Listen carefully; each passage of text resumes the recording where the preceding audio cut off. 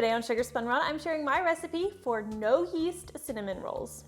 Hey Sugar Spun Bakers, Sam here, and today I am so excited to be sharing another carefully tested, well-researched, and perfected recipe. Today's recipe is one of the first recipes that I ever developed for my blog. It took a lot of testing, but I was determined to make nice and fluffy and gooey cinnamon rolls that didn't require opening a packet of yeast. This is one of the most popular recipes on my blog. So many people have commented that they love it, and I think that you are going to love it too. So let's go ahead and get started. The first thing you want to do is get your oven preheated to 375 degrees Fahrenheit. Next, in a large bowl, we are going to combine 2 cups of all-purpose flour with 3 tablespoons of granulated sugar, a tablespoon of baking powder, and a teaspoon of salt. Now, since today's recipe is being made without yeast, I had to figure out what I wanted the dough to be like. And what I ultimately decided is I wanted to kind of mimic, you know, those cinnamon rolls that you pop out of a can. This tastes much better, but the dough is a little bit more similar to a biscuit consistency in that way.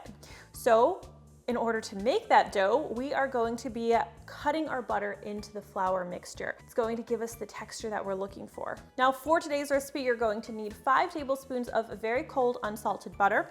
Now you can see I have a whole stick here. That's because instead of using a pastry cutter to cut the butter into the dough, what I like to do is grab a grater and I'm going to grate the butter.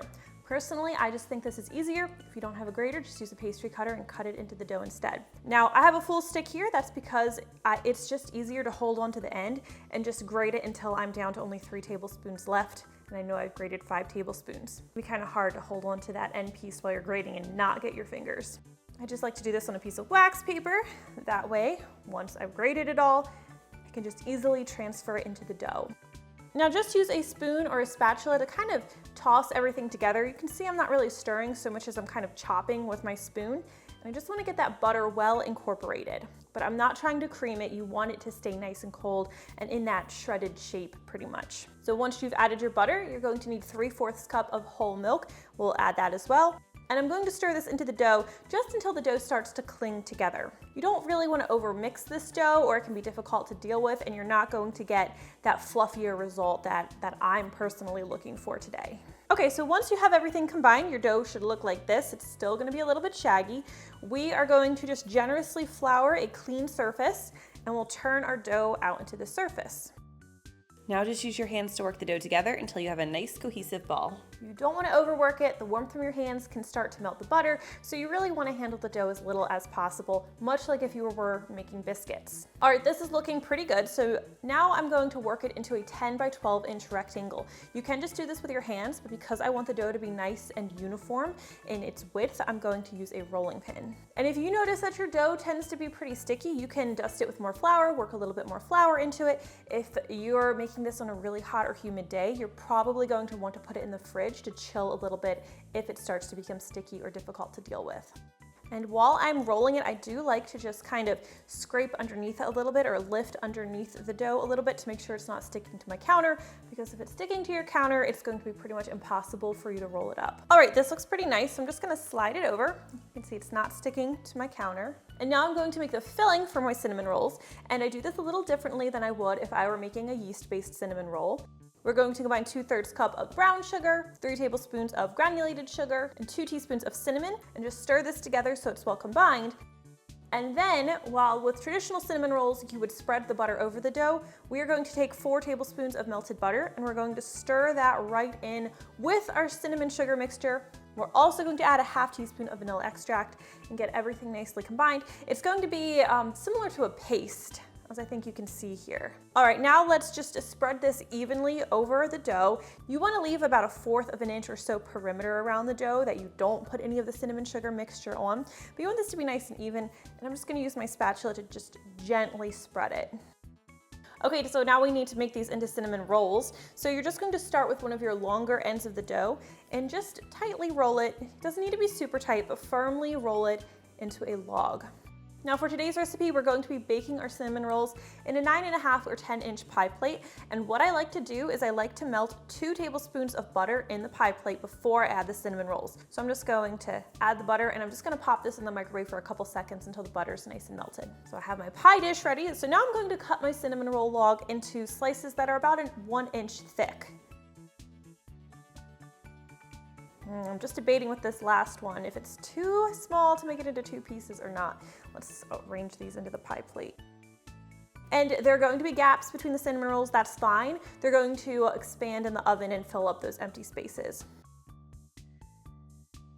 I'm just gonna cut off the end of this one, make it look a little bit nicer, and then we have some nice uniformly sized cinnamon rolls. If yours get a little bit flattened on the bottom, as you're cutting them, you can just gently reshape them into circles before you place them in the pie plate. All right, so these are ready to bake. One thing that I do want to point out to you is that you'll notice this dough is a little bit, it's not quite shaggy, but it's not a smooth, elastic, super cohesive dough as it would be if you were making cinnamon rolls with yeast. This is by design, and that's important for the final desired consistency or texture that we're looking for. So don't panic when they come out of the oven and they look a little bit crackly. They are supposed to. We'll take these over to our preheated oven, and they're going to need to bake for about 22 to 25 minutes. When they are finished baking, a good way to test if they're done is to just take a toothpick or a knife and kind of pry apart 2 of the rolls very, very gently, and just make sure that the toothpick doesn't come back all gooey or sticky or with any raw dough. You want to make sure they're cooked through. And you can see, as I said, they have these really crackly tops.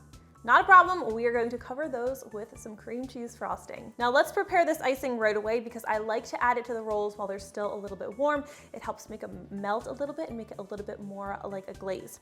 Now we are going to need 3 ounces of softened cream cheese and 3 tablespoons of softened unsalted butter.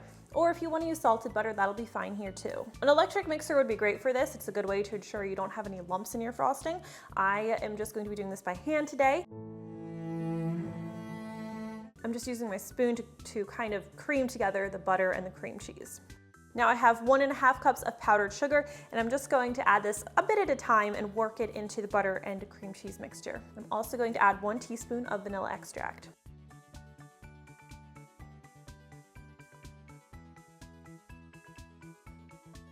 Now, once I have everything nicely combined, I want to thin the frosting just a little bit more, so I'm going to add 1 tablespoon of milk.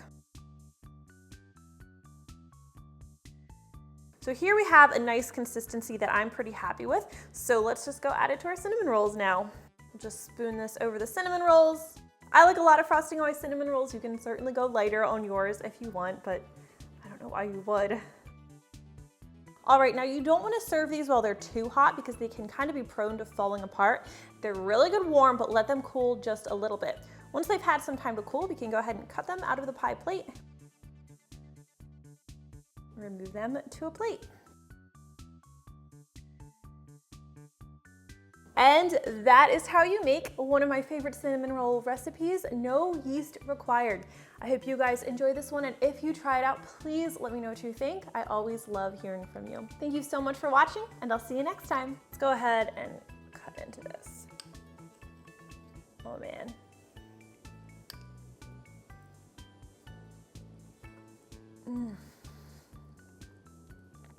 You're gonna love this.